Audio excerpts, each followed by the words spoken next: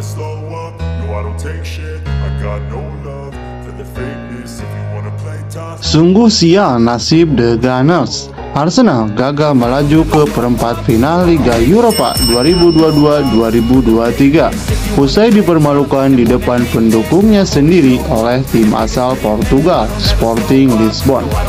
Melalui babak adu penalti dengan skor 3-5 pada laga leg kedua 16 besar Jumat dini hari. Gol dari Arsenal dicetak oleh Granit Xhaka pada menit 19. Tapi Sporting Lisbon berhasil bangkit di babak kedua melalui gol cantik Pedro Gonçalves pada menit 62 dan bertahan hingga laga usai. Duel harus dilanjutkan ke babak adu penalti karena skor 1-1 terus terjaga hingga babak tambahan waktu berakhir. Skor ini tak cukup membawa Arsenal melaju ke perempat final meski Arsenal menang gol tandang. Karena saat bertandang ke kandang Sporting Lisbon pada leg pertama berakhir dengan skor 2-2. Dengan begitu, agregat skor berakhir masih imbang juga 3-3. Aturan gol tandang ini dihapus sejak Juni 2021 oleh Presiden UEFA. Uniknya, Arsene Wenger lah yang paling berpengaruh dalam penghapusan gol kandang dan tandang ini. Dari apa saja yang terjadi di atas lapangan, 3 Sport Channel telah merangkum 3 penyebab kekalahan Arsenal atas Sporting Lisbon. 1. Tak bisa memaksimalkan peluang. Anak asuh Mikel Arteta gagal memanfaatkan sejumlah peluang yang dimiliki di sepanjang laga untuk mencetak gol. Terbukti, dari 9 shots on target, hanya 1 tembakan yang berbuah menjadi gol. Setelah Sporting Lisbon mampu menyamakan keadaan, The Gunners sebenarnya punya banyak peluang untuk unggul kembali. Namun peluang di sepanjang 30 menit babak tambahan waktu itu gagal dimanfaatkan dengan baik. Alhasil, laga harus dilanjutkan ke babak adu penalti. Arsenal sebenarnya punya keuntungan lain di babak extra time.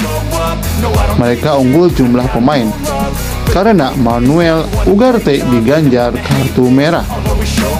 Ugarte mendapat kartu kuning kedua dari wasit usai tackle-nya kepada Bukayo Saka pada menit ke-118. 2. Pertahanan yang sama-sama solid. Solidnya pertahanan Sporting Lisbon membuat daya serang Arsenal seakan tak ada taring, yang hanya menghasilkan 1 gol saja meski dengan peluang yang lumayan banyak di babak pertama. Rapatnya barisan pertahanan yang dibuat anak asuh Ruben Amorim membuat para pemain Arsenal frustasi untuk membongkarnya. Sebenarnya bukan hanya pertahanan Sporting yang solid, pertahanan tim asuhan Mikel Arteta juga membuat Sporting Lisbon tak bisa mencetak gol balasan di sepanjang babak pertama.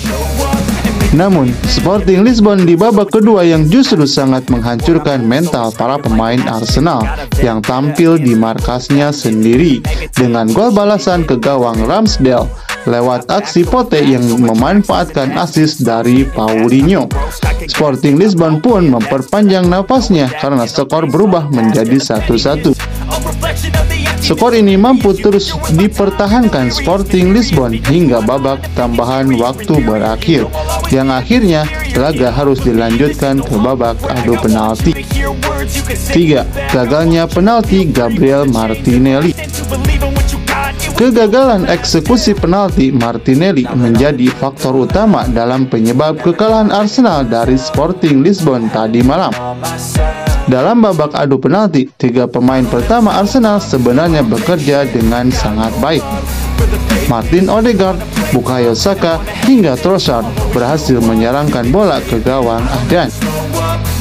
Namun sayang, di penendang penalti keempat, Arsenal gagal.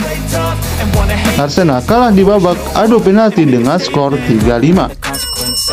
5 pemain Sporting Lisbon berhasil menjalankan tugasnya dengan baik di babak adu penalti, seperti Jeremiah Juste, Ricardo S. Gallo, Gonzalo Inacio, Arturo Gomez, dan Nuno Santos.